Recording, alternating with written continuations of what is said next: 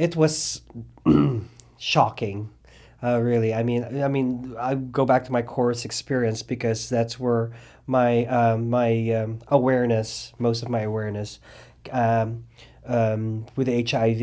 I was, in those days, you're always told to be careful. So that was the world I was living in, and when you're want to explore the world, and with that sense of fear, you tend everything turns to be so unsexy, and there's a lot of judgment attached to that. Um, I had dear friends. I've lost many, many friends in the chorus, but I have a couple of um, my dear friend Ron, who again is in the USB. That we did. He's one of the soloists in the chorus. He's very he's the matinee idol of the chorus, so to speak.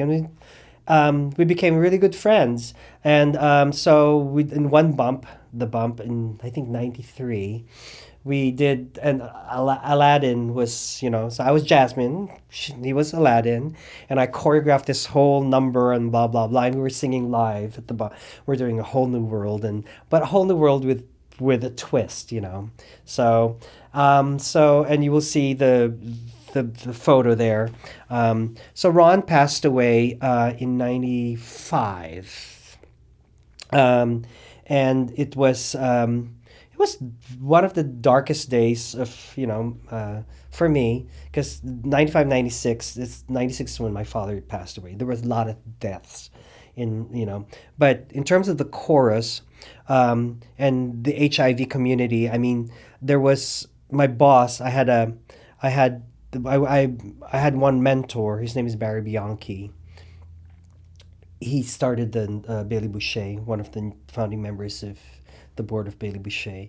So he's um, he passed away. My And then there were a period in the chorus when I had to choose which memorial service I have to go to. I can't sing in all of those. And by the time at the end of that summer, I was like, I just want to get out, because, who do I go? I mean, do I go to his, or almost every Sunday there was, or almost every weekend or Wednesday, whatever. I mean, somebody was dying. So, those were hard years. But it was also a year of testing, friendship and your resilience to, you just, and the judgment of the gay community, because at that point, the conservatives and the moralists and whatever, they're like, oh, it's your, and you hear it, you see it, And they're talking about your friends. I mean, and they're talking about your friends, yeah, and then you see the suffering, and but let's just describe the suffering a little bit, because the kids they don't know, they don't see it. So what were some of the things that that I you? saw. Yeah. Well, I had this other friend out of the chorus. His name is Terry. I won't say the last name. He's very good looking. He's Filipino. Very, very. He had all the. He would show me where to shop, and he had the Pradas and the Comme des Garçons, all those nice expensive stuff that I can't afford. So and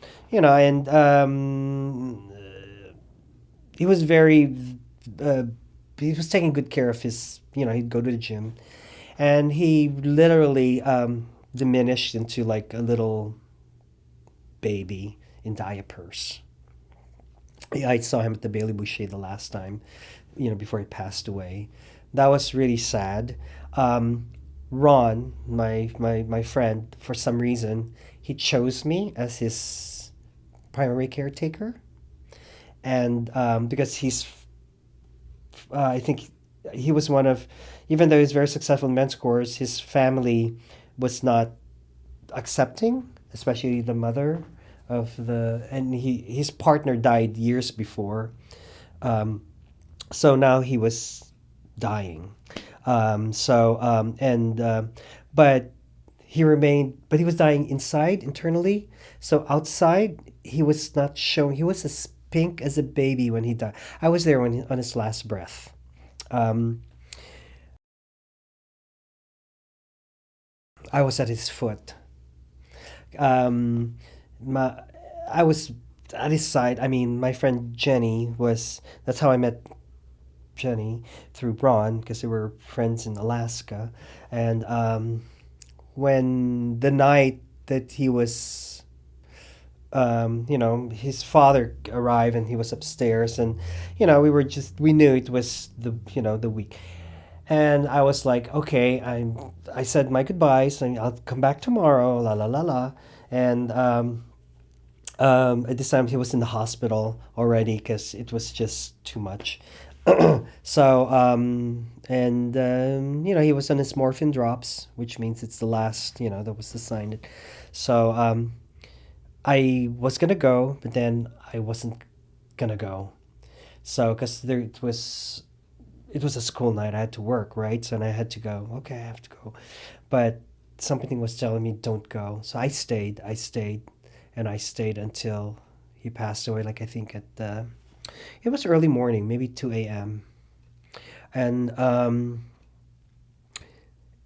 it was didn't seem real that he was gone because he looked perfect. He looked beautiful. He looked as beautiful as the day I met him. Which is, but we know inside everything was not working. He was pink. He was glowing, and he just, every time he did that, it's like then he would blow again, and it's like he would breathe again, and finally when he passed away peacefully, there was no pain. Well, I mean, no physical signs of pain that I saw, and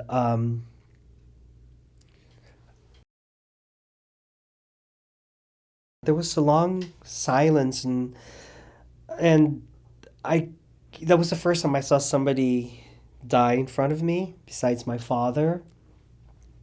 It was such a privilege to be there, really, and so I was there, and Gabe was there, I believe, and Jenny was there. The three of us were there. What happened when he took his last breath and there was obviously some silence?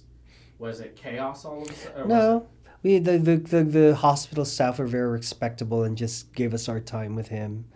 So by Um, the 90s, they had caught up. 'Cause I imagine yes, the early years it yeah, was much. Don't touch them. yeah, Don't. yeah. They've caught up. They've caught up. I mean, oh my God, I don't know if I'm not. I haven't.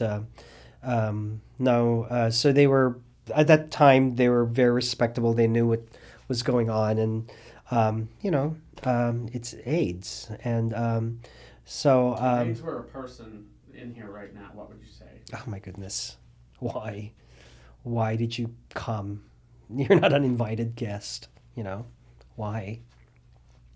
Um, and we all know that a lot of creative, wonderful, beautiful people were lost too soon. Too soon. You know.